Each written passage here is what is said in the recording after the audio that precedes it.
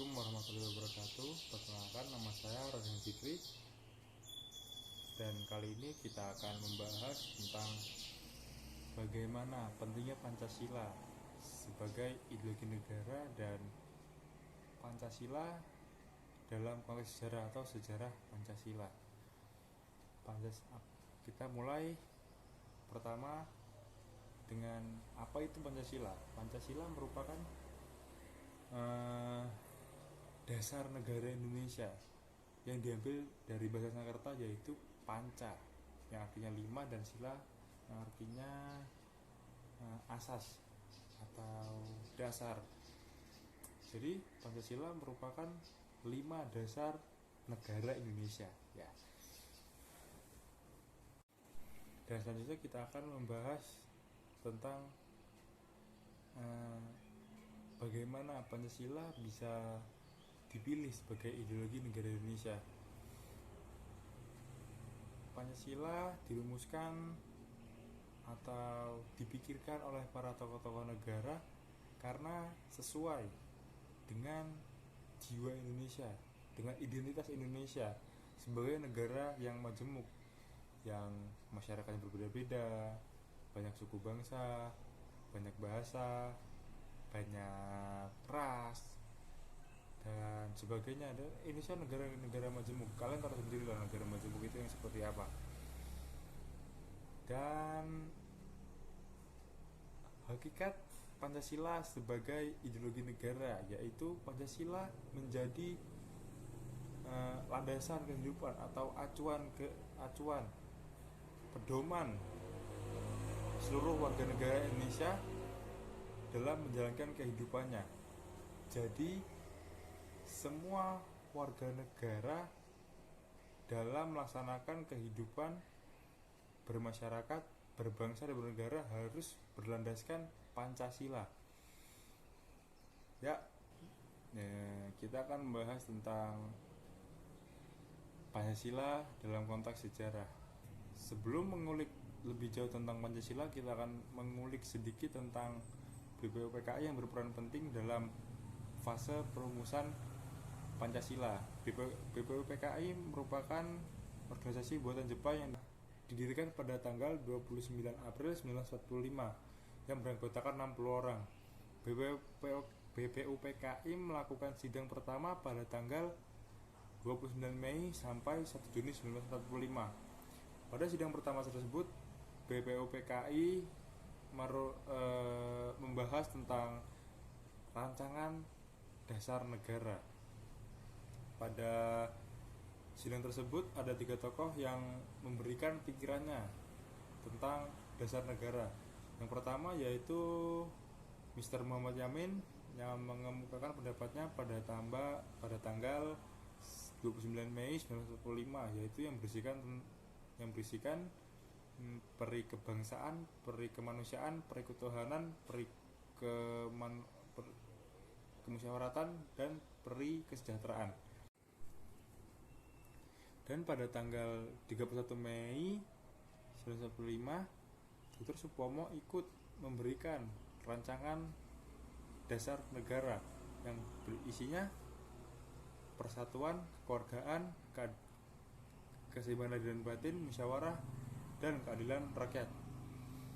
Dan setelah itu pada esok harinya, tanggal 1 Juni 1945, Insinyur Soekarno memberikan rancangan dasar negara yang ia sebut Pancasila.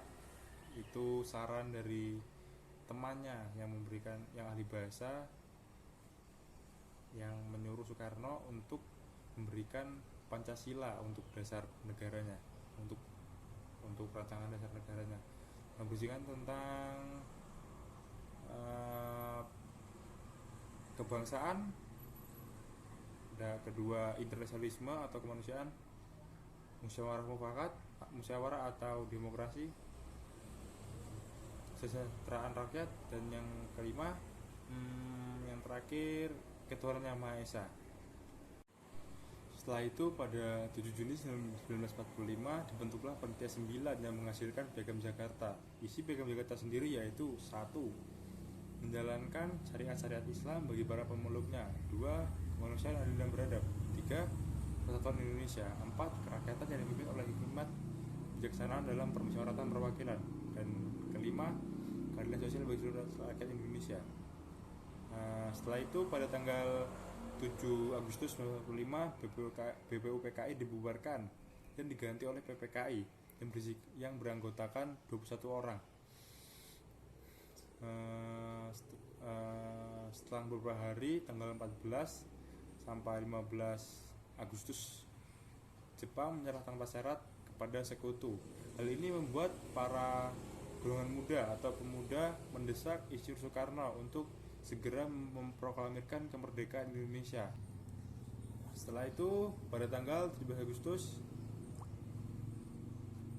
Agustus, Isyur Soekarno berhasil memproklamirkan kemerdekaan Indonesia di Jalan Pegangsaan Timur nomor 56 pada jam 10 hari Jumat. Setelah itu pada sore harinya ada ketidakpuasan atau protes oleh dari teman-teman Protestan dan Katolik yang keberatan dengan isi pembukaan Undang-Undang Dasar 1945 alinea keempat, yaitu yang menjalankan syariat-syariat Islam bagi para pemeluknya. Dan pada akhirnya pada tanggal 18 Agustus, sebelum sidang PPKI pertama, para anggota PPKI melakukan rapat pleno atau rapat dadakan yang menghasilkan penghapusan 7 kata, yaitu menjalankan syariat Islam bagi para pemeluknya, dan diganti seperti Pancasila sekarang, yaitu ketuhanan yang Maha Esa. Teman-teman, begitu saja penjelasan saya tentang Pancasila dalam konteks sejarah. Jika ada yang ingin kalian tambahkan, bisa kalian tambahkan di kolom komentar. Dan satu lagi teman-teman, saya ingin menanyakan kalian tentang polemik kelahiran Pancasila.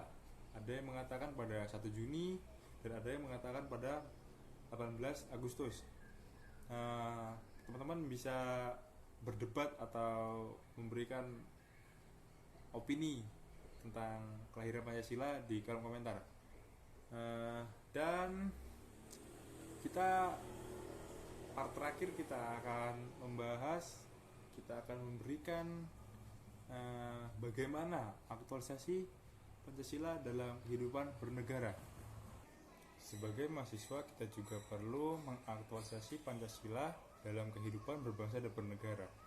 Salah satu contoh yang bisa kita lakukan sebagai mahasiswa adalah dengan tidak menerima suap atau biasa disebut dengan serangan fajar yang dilakukan pada saat pemilu atau pilkada. Serangan fajar atau menerima suap merupakan pelanggaran pada sila kelima. Kita sebagai mahasiswa juga perlu memberikan sosialisasi atau pengertian kepada masyarakat sekitar tentang bagaimana buruknya jika kita menerima suap atau serangan fajar tersebut, karena itu bisa mencederai atau melukai nilai-nilai yang terkandung dalam sila kelima. Ya, tadi merupakan contoh aktualisasi Pancasila dalam kehidupan berbangsa dan bernegara. Jika teman-teman ingin menambahkan atau memberikan contoh yang lainnya, bisa menuliskan di kolom komentar. Terima kasih telah menonton. Jangan lupa like, comment, dan subscribe. Terima kasih.